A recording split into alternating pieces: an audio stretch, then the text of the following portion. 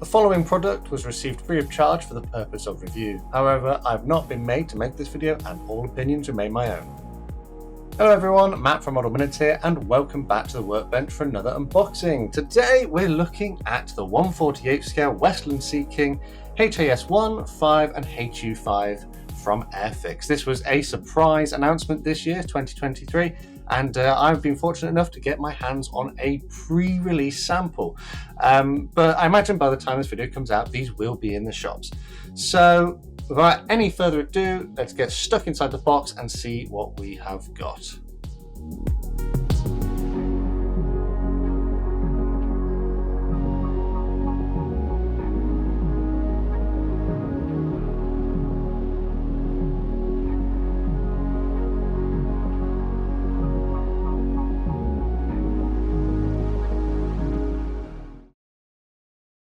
Before I get stuck deep into the unboxing of this kit, I just want to point out that this is the shipper carton that the model comes packed in, and it fits perfectly the actual size of the kit. And as you can hear, there is virtually nothing moving around inside of here. So that just goes to show that they've thought about everything. They've thought about keeping the contents inside the box nice and safe for when it comes to you. And all the person in the shop has to do, or if you're getting it from mail order, is put your postal address on there. So yeah, that's quite a clever thing. But anyway, on with the main review. Just get this out of here. It's quite a snug fit. So starting off on the front of the box is this exciting image of a HAS.1 aircraft in flight over Dorset or Cornwall, somewhere like that. And we've got some information down here about the XV666, which is the tail number of this aircraft. And this particular version of the kit is going to feature 4 decal schemes of this one particular aircraft as it goes throughout its life, which is something I don't think I see very often in model kits. Just a quick point out, we have an item code of A11006. On this long edge here, we've got some multiple warnings in different languages. We've got a Cartograph logo here. We've got some licensing information. And then we have some tooling and design information over here, which tells us it's a 2023 tooling and design. So this is brand new this year, unless, of course, you're watching this in the future, then it was brand new in 2023. The Cartograph logo indicates that we're going to have Cartograph manufactured decals, which are some of the highest quality transfers you can get in the world. Over onto this side then, we have some information about the actual Seaking and some information about the kit. So by the end, it should be 460 millimeters long, 397 millimeters wide, and this kit contains 348 parts. Naturally, you may not need to use all of them, but that's quite a big part count. Then it tells us the 4 different paint schemes which are included. We've got it's XV666 throughout its entire life. We've got it as a HAS.1 in 1970, then we've got it as a HAS.5 in 1988, then it was upgraded to the HU.5 in 1990, and then we've got it in its final guise as it currently is in 2022 as part of Heliops in Dorset. Over on the right hand side here, we've got some paint colour callouts for Humbrol. We have a marcation here that this is a skill level 4, so Airfix are saying this is going to be one of the more difficult or the most difficult of the various kits that they do. And there are 4 flying hours. Cut out that token, keep it, you can redeem it against more kits if you're a member of the Airfix Club. Alternatively, send them to Models for Heroes who can use them for charity work. On the short edges, we just have the same image as on the front of the box. So let's get into the box and see what we have. There we go. So we can see that everything is nice and neatly packaged in here. Everything was nice and snug and nothing was moving around. We've got 1, 2, 3 bags, and then all of our paperwork. So we'll look at the paperwork first, as usual. So the instructions then, these are in the typical format which we expect to see from Airfix. This is an A4 booklet, and it has information in multiple languages about the actual Seaking on the front here. And then we've got some thanks to various agencies which helped Airfix with their design work, and some tips down the bottom. Turn over, we can see we've got colour painting callouts there. We'll have a look at them in a minute. and then some more assembly instructions and a key to the different symbols you're going to encounter during the build. Now, over here on the first page, it's telling us that before we start, we need to choose which version we're going to do, A, B, C, or D.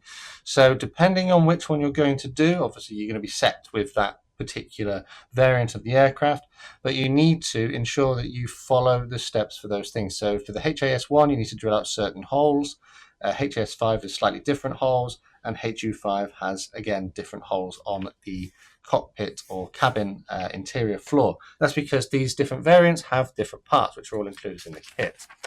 So we start off then, again, pay attention to the different variants that you may or may not be wanting to do, because there are different steps. But we're going to start off with doing some interior work. We've got holes to drill out depending on our various different parts that we need to install. Move on to the floor. Here this tells us a little bit that needs filling in, so just make sure we pay attention to that. This is why Airfix have said this is a higher skill level kit, because there's lots of different parts and there are lots of extra things you're going to have to do, such as drilling and filling. So then the actual steps to start building the model then. We start off by assembling our various internal components inside the cab of the helicopter. We've got bulkhead walls with small details which need attaching. All of the paint colours are numbered. These are Humbrol paint colours. Naturally, you can use alternative brands if you want to. We come on down and we start assembling our chairs, adding them into the cab. There are transfers that go onto the control panels inside the aircraft. Pay attention again, because there's different variants. Carry on forward then, we're building up the different workstations that go inside. This looks like it's part of the winch for the sonar, the dip-in sonar buoy thing. We have chairs which need assembling for the rear of the cab. We have installation still of internal parts. And as you can see, there's a lot that's going on the inside. We get to our inner wall of our cabin and we assemble that to create our, it's a internal framework effectively. Then we can work on installing different panels to the outside of the helicopter.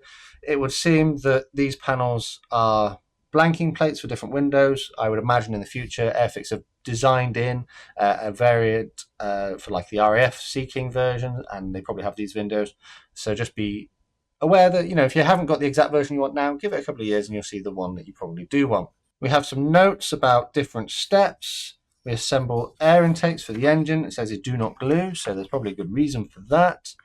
Adding on our fuselage halves to our internal areas we've already built. So that's quite nice. It's a nice little sub-assembly. Imagine you could probably go to town on this. You could add lights, you could add motors, you could do lots of different things if you wanted to. Adding the various parts of the hull, and then our air intakes on the top for the engines. Here we're adding various parts to the rear of the aircraft. Again, there are different variations depending on which version you want to do. I'm going to skip forward a bit here, but as you can see, we're building the pontoons that go on the side of the helicopter, and then we have our landing gear parts. So the landing gear can be raised or lowered depending on which version you want to do. Keep moving forward, we get onto our tail. Our tail can be attached in its flight position, or it can be stowed to the side as if it's being transported or worked on. Keep moving forwards, we're adding various small details to the outside of our helicopter. As you can see, a couple of pages of this, there's quite a few. Again, dependent on the variant that you're working on. At this point now, we're adding on our external winch, and we can have our crew door in the open or closed position, and we've got the same option down here for the one at the front of the cab. And like I said, here is the option to have your tail in the stowed position. Also, just pay attention here, because depending on which variant you're doing, you can either have a 5 or a 6-bladed tail rotor. And then we come on to the main rotor assembly, which is a slightly complicated affair in that it has quite a number of parts. But again, just read the notes on there to make sure you build it correctly for the variant that you are doing. And then when we get to step 186, we can either put our rotor, depending on how we've built it, in its extended operational position or in its folded stowed position. So 186 steps, and by that point you should have your aircraft complete. Instructions seem to be up to the normal standard of Airfix. Yep, generally quite good. Let's now take a quick look at the painting instructions. Printed in full colour, which is what we like to see, but you can see we've got an awful lot of decal pencils. This is the version I'm sort of leading towards doing. It's a nice blue colour. It's a little bit more blue than it is depicted on the paperwork. This looks more like a sea grey, but I think it is a little bit more of a navy blue. It does say matte navy blue down here. Naturally, all the colours are Humbrol, but you can mix and match brands if you want to. This is the 1970 HAS.1 version. Flipping over, we've got Scheme B, which is the same aircraft, XV666, but this time it's in a medium sea grey or camouflage grey colour, and it is based in Cornwall in 1988 as a HAS.5. There are research notes down here, so just make sure you read them because there might be different things that they point out. Said we don't know whether it was this, don't know whether this was the right detail, so you get to pick as the modeler. Moving on to Scheme C, or number 3, we've got our red and grey version, which again, RNAS Cold Rose in Cornwall in 1995, so we've got it at a different point in its life. And then flipping over, we have it as it is currently in operation with Heli Ops in Dorset in 2022. And this is, again, a very attractive paint scheme, but slightly more complicated given that you've got these grey bands which will need masking. So yeah, like I said, I'm probably going to go for the earlier blue version, but let me know down in the comments what are your thoughts on these paint schemes. The decals then, these are made by Cartograph in Italy, and Cartograph transfers, in my experience, are some of the best ones in the world. So the printing on this looks absolutely outstanding. I can't see any registration issues, any printing errors. The small details are wonderful. Everything's very neatly printed. And you can even make out the small little bits of text. A little bit of dirt there. So I have noticed there on this playing card decal here, there is a little dot there, which doesn't, oh, it has come off. That's all right, it's just a little bit of dirt. So we fixed that, it wasn't an issue. But yeah, everything else on here looks absolutely beautiful. Up here, we've got our sonar detector. We've even got a map of the UK, which you can put on the navigator's table, I suppose. Yeah, we've got a, looks like a squadron crest down here. That's a very nice detail as well, isn't it? So yeah, it's a shame that you don't need all of these because obviously it depicts the different aircraft throughout its life, but it's nice that they've all been included. I suppose all that remains to be seen is how well they apply to the model. So speaking of the model, let's take a look at the plastic parts.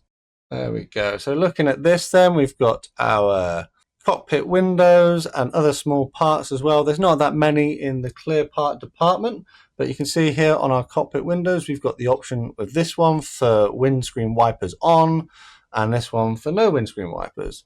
Then we've got our side windows here and other small various parts. Everything here looks to be really crisply molded. I can't see any major issues with these. There's no scratches or blemishes.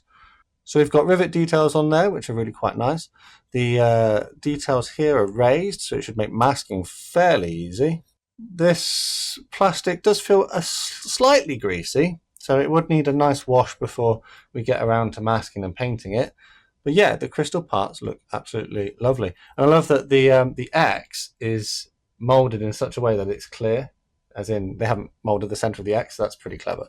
But yeah, that's a very nice looking clear part sprue. So moving on to the main sprues, we have on this one, it's all molded in grey, a dark grey plastic. I think this is the newer plastic. It's a little bit softer, a little bit more flexible, but it looks quite nice. It does feel ever so slightly, just a touch greasy, as if there's a little bit of mold release on there. So you will have to watch out for that when you come to build it to help your paint stick. But the parts on here look absolutely fantastic.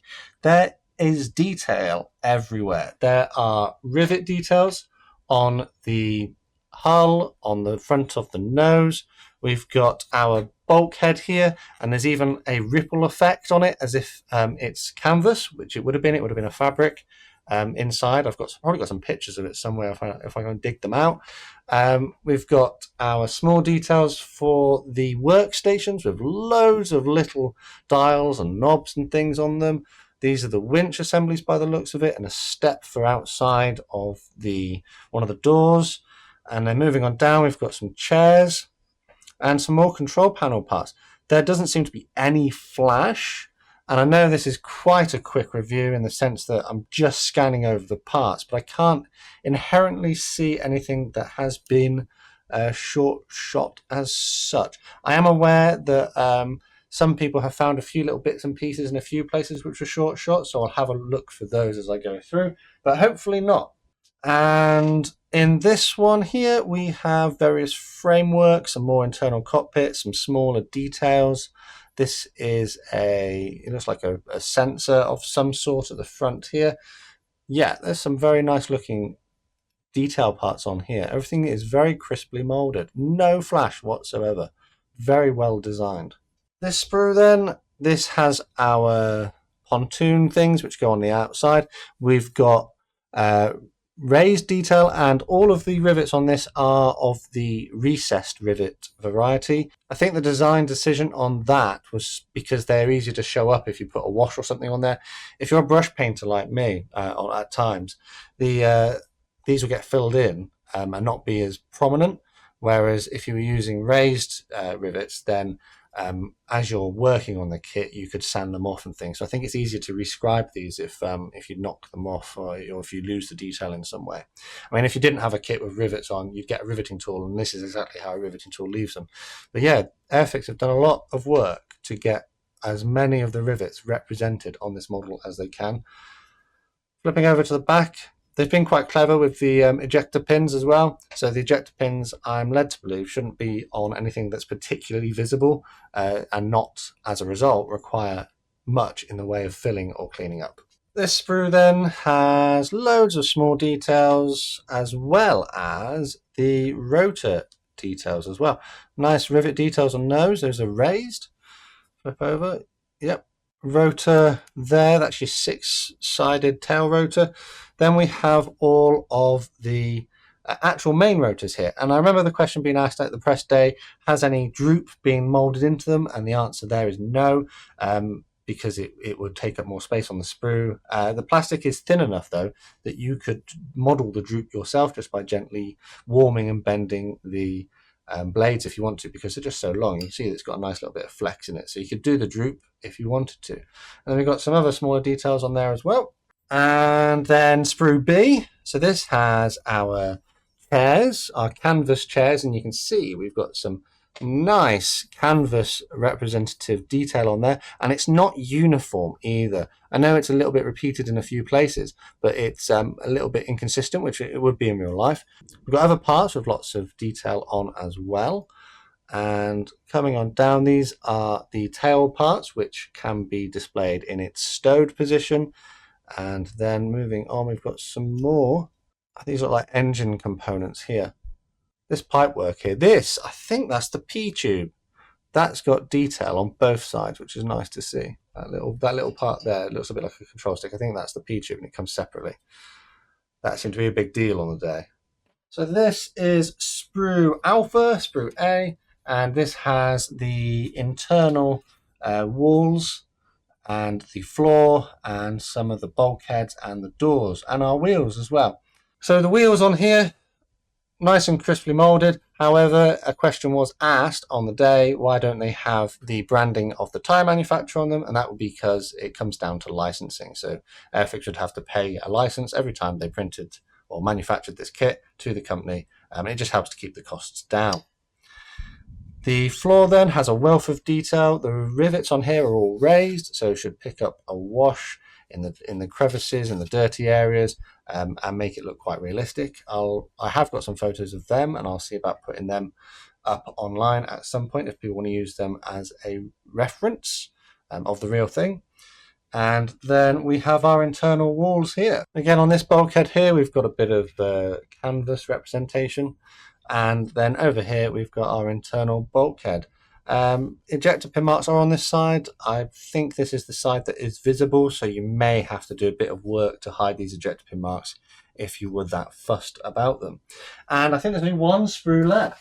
And here it is, sprue C, which has the main fuselage halves of our helicopter, along with some of the chairs and some other smaller details. I've been told by others who've already started building their kits that this model has the parts that you need in a sensible layout, in the sense that when you get to a certain step, all the parts that you need are on the same sprue, they're on the same frame, so you don't have to keep going backwards and forwards. They're all in one place for you, which is quite a smart way of doing things. Yeah, so I'm just looking over these parts because one of my modeling companions has told me that they had a short shot just on the nose here, I think, but I can't see it on mine, so I think they were just very unfortunate. I haven't seen anything abundantly scream out to me that it was a short shot. But yeah, so external detail then. Absolutely amazing. Again, recessed details for the panel rivets, but what they did was a very clever raised and lowered. Each sort of panel is slightly stepped to give it the representation as it would be in real life. There are some details which were omitted, or they had to make a design choice on, and I'll put that up a little bit towards the end, just so that you know the Airfix designers are aware of what they could or couldn't do with this kit. So those are areas that could be scratch built or changed if they needed it to. For example, I know they talk about this bit here being the strengthening rib, which technically wasn't on the earlier versions, so that could be sanded off and removed if you were too worried about that detail being present on the model. But yes, on the whole, this looks to be an absolutely amazing, top quality product for 2023, and it just goes to show what Airfix are capable of. So let's recap. We've got 1, 2, 3, 4, 5, 6, 7 dark grey plastic sprues of amazing quality. Details are fantastic. Ejector pins maybe on a few parts which might need a little bit of cleaning up, but on the whole looks absolutely top notch for a 2023 model kit, and it definitely pushes the ability of Airfix up quite a lot. Then we have 1 clear sprue of crystal clear parts. Again, all of this may need a wash. It does feel a little bit greasy from the mold release, which may have been used in the factory. There is 1 beautifully printed set of transfers, which come from Cartograph, and I don't think there'll be any issues with applying these to the model. 2 painting color call-out sheets for the 4 different schemes which are included in the kit. Naturally, you can only build 1, but you do have a choice of 4 options and all the various details that go along with them. And finally, we have a great big set of instructions, which I think methodically and logically lays out what you need to do, and it has elements picked out in color to help make it more abundantly clear what you need to do with your model. All of which comes contained within this not too big of a box, but it is very beautifully artworked on the front, and it's a very eye-catching design. This is definitely, wow, I'm leaning towards doing this blue version. I think it looks absolutely fantastic. I know obviously these two probably look a little bit more interesting visually, but I don't know, just this blue, maybe because it's my channel color, or it just looks really good to me. Obviously, there are detailed differences, and you can see them in the drawings up here. Like at a glance, you can see that the bit on the back, I'm not quite sure what that is, but that's different. And there's a bit of the front here, which is different as well. So it's, I think Airfix have taken a lot of time and care into creating this one. And the fact as well that they didn't announce it at the beginning of the year, and they kept it under wraps. And they announced it in July of 2023, and it will be in the shops mid-August 2023. So it's announcement and then release. It's not you have to wait 3, 6, 9 months to a year for it. It is, look, we've made this, it's now ready, go and buy it. So how much is this going to be retailing for? Well, at the moment, as I'm making this video, it is up for pre-order on the Airfix website for £54.99. So you might be thinking, oh, £54.99, that's a lot of money. And yes, it's not a pocket money kit, this is a skill level 4 model, which features 348 very finely detailed parts. Not only that, it comes with the option of 1 of 4 decal schemes, all of which have Cartograph transfers in there. And you know what? I think that £54.99 is an absolutely top-notch price for this.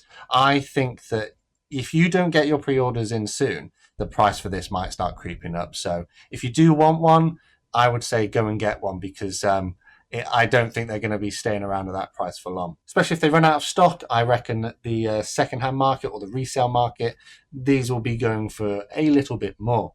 Before I end the video, as promised, here are the bits and pieces which Airfix know they couldn't necessarily mold into this model. So for reference, if you want to make any changes, which these guys couldn't quite do with the tooling, then feel free. And I think it's quite good as well that Airfix have been quite transparent with what they were and were not able to achieve. But nonetheless, I think they've been able to create an absolutely fantastic looking model kit. The internal walls change. So some of them have got this padding on, some of them are totally exposed, some of them have like a kind of hard like plastic instead of the fabric, and that's like, we couldn't give you 4 totally different interior hulls for money wise. It would have cost a lot more money to make because they're big parts. We probably would have had to have had another whole tool, which would add sort of 20 grand, 30 grand onto the cost of what we're making. And like, okay, so there's enough other stuff, details in there that hopefully kind of cover up the back walls that you don't notice it so much. But there was always something which like I would love to, but it's just too expensive. And we could have done one, but then it would have been wrong for all the others. So it's relatively blank canvas. You can, if you really wanted to, you can go about creating some of your own internal details. But there's, I think with the seats in there from some, the like, radar screens and winches, it does fill it up. I don't think it feels lacking for it, but that's an area which was quite a compromise, I guess, if you're looking at those sorts of things. Are there any other small details we might have to scratch build? I mean, if you want to do the engine, you'll have to scratch build that. Yeah, no. Well, so panels. About 2 months, yeah. 2 months.